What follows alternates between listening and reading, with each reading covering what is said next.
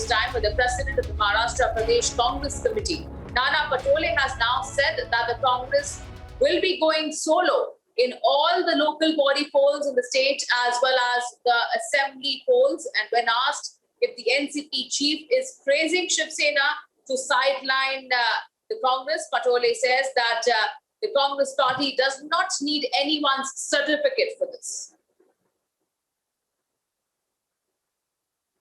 Let me go across to my colleague Alicia, who's joining us over the phone line. Yes, Alicia, please share more on this.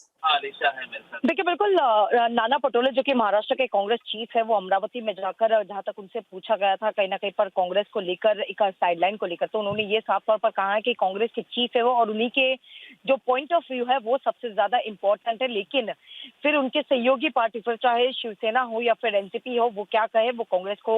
उसको लेकर कोई लेना देना नहीं। लेकिन सबसे बड़ा स्टेटमेंट जहां पर महाराष्ट्र के कांग्रेस चीफ की ओर से कहा गया है कि महाराष्ट्र के आने वाले लोकल बॉडीज इलेक्शन हो या फिर असेंबली पोल्स हो उसको लेकर कांग्रेस जो है उन्होंने ये क्लियरली डिसाइड किया है कि वो सोलो जाएंगे। यानी आने वाले इलेक्शन यानी खास तौर पर महाराष्ट्र के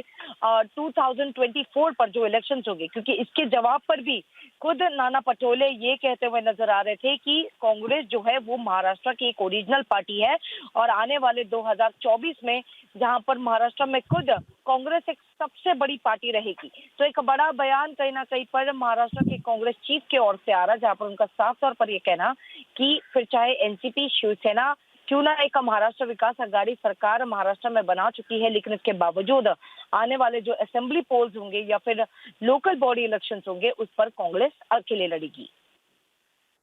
And Alicia, you can also share more on what can be expected. There are multiple meetings that have been on with several political strategists coming in to meet Sharad Pawar as well. Well, at the same time, speculation about whether or not what will be happening as far as the next assembly polls are concerned. So can we expect that now this announcement has been made, there will be no post-poll alliance in the future?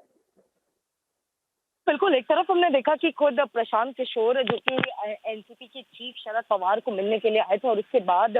कहीं ना कहीं पर ये जरूर देखा गया था कि क्या स्ट्रैटेजी जो है वो की जाएगी। हालांकि लगातार मीटिंग जो है वो महाराष्ट्र के मुख्यमंत्री उद्धव ठाकरे और शरद पवार के बीच में भी हुई थी, लेकिन कहीं ना कहीं पर कांग्रेस को साइडलाइन करने को लेकर जो बातचीत है और इसी की नाराजगी कई कांग्रेस के जो नेता है या मिनिस्टर्स है उनकी ओर से जरूर की गई थी। लेकिन अब यही सवाल जब महाराष्ट्र के कांग्रेस चीफ नाना पटोले को पूछा गया था कि कहीं ना कहीं आने वाले इलेक्शंस को लेकर जहां पर शिवसेना और एनसीपी साथ में लड़ने वाली है, उसी को देखते हुए नाना पटोले ने साफ तौर पर यह बयान किया और खासतौर पर उन्होंने सबसे पहले ये तक कहा कि कांग्रेस की ओर से दिए गए व्यू पॉइंट जो है वो सिर्फ एक कांग्रेस चीफ की ओर से यानी नाना पटोले जो दिए जाएंगे वही कांग्रेस का व्यू पॉइंट होगा। यानी अब आने वाले इलेक्शंस में जहां पर फिर असेंबली पोल्स हो या फिर लोकल बॉडी इलेक्शन जो कि अब